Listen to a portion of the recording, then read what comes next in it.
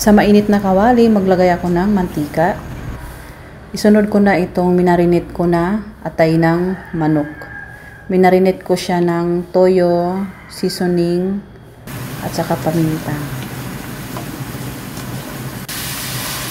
Yan, kapag ganyan na, hanguin ko na siya.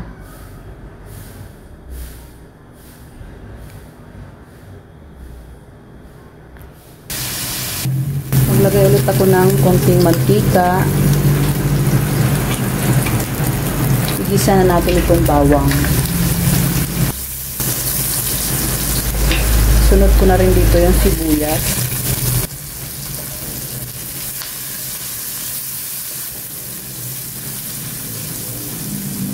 Sunod ko na rin yung carrots.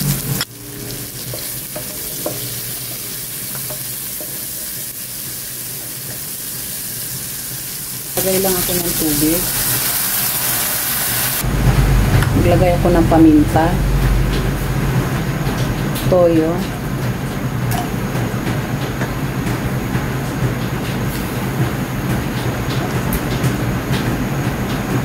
maglagay ako ng chicken cube para may lasa. At kumulo na, ilagay ko na dito yung ating canton.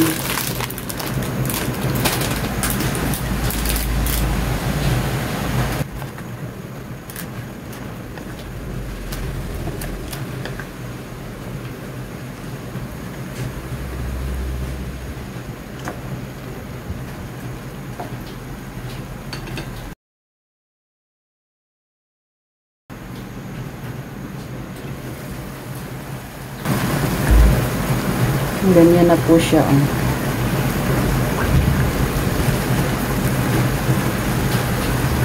Lagay ko na yung bell pepper.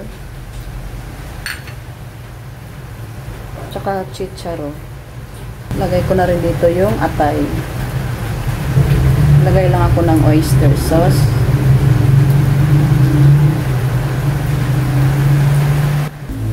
Haluin muna natin siya.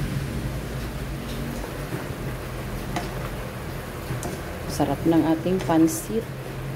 Hindi na ako maglalagay ng repolyo. Ito lang, okay na to.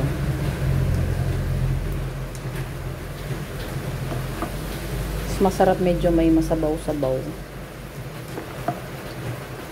Pwede mo nang ulamin o pwede mo nang merienda.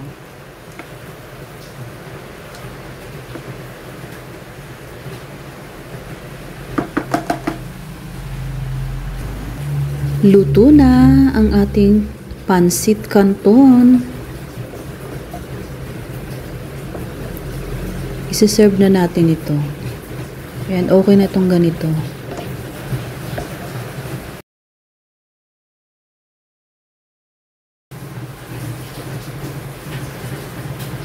Yan, ganyan lang. Wala na akong ilalagay pang iba. Okay na yan.